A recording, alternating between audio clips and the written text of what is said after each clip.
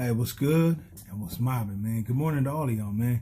Let's jump into it. I believe I got a good one today. The Lord been talking to me, and I've just been thinking about some things. So let's check it out. November 30th devotion, Job 36:15. But those who suffer, he delivers in their suffering. He speaks to them in their affliction. I'm sure a lot of us can attest to that. You know what I'm saying?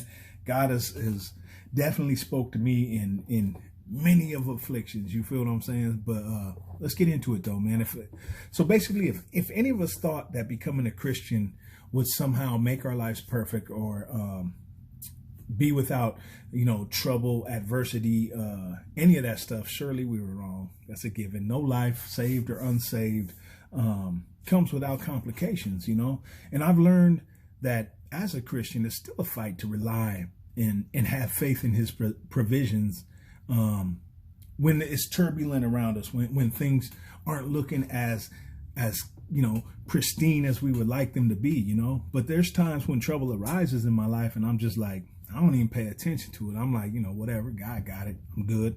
And he do, you know what I'm saying? And there's been many a times when my problems just went away, man, that they were fixed in some form or fashion or something came through, et cetera, you know what I mean? But there's also other times, if I'm gonna keep it 100, when, my fear allows me to disengage from the comfort of his provisions and his love for me. And I try to fight it on my own and deal with it in whichever way I can, in whichever way I'm facing, you know what I'm saying?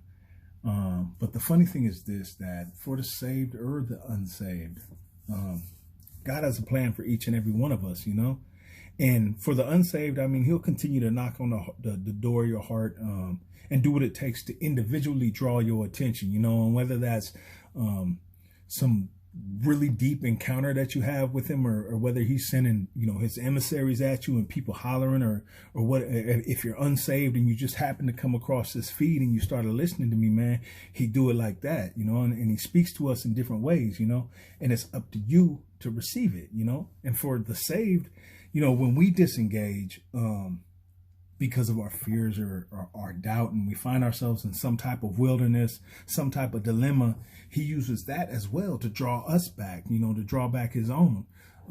So the thing is this is the catch though, that really be tripping me out.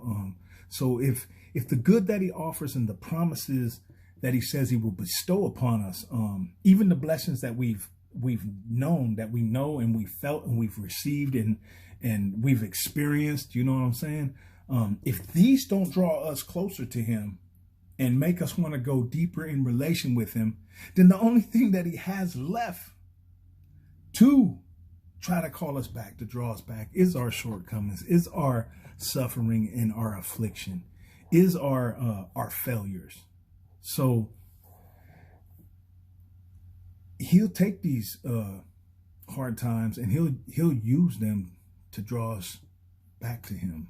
Or if you're unsaved, to draw you to him to begin with, And so how much does someone have to love someone to act like this, to chase us down, to leave the 99? You feel what I'm saying? And so it's just dope, man. Let's do better, man. Us saved people, the people that claim to be in Christ, let's try to stay within his love, in his provisions, and not complicate it, not cause ourselves to separate from him and cause, different suffering that we experience because of our own doing, or affliction that we might face. And sometimes, and oftentimes not from our own doing, but let's do what we can to stay in that pocket, and under that protection, so that he doesn't have to draw us from a hard time. He can draw us from us knowing that he is love and that's where the light is and that's where the fruit is. You feel what I'm saying? And for the unsaved, man, I pray that whatever it is, and I mean that, whatever it is, whatever you have to go through, whatever pain and ailment and suffering and affliction or death of loved ones you might have to experience, as cruel as that sounds, but if it'll make you turn to Christ, so be it. You know what I'm saying? But anyway, let's do better, y'all. God bless y'all. Love y'all. Get out there and get it today, man. Mobbing.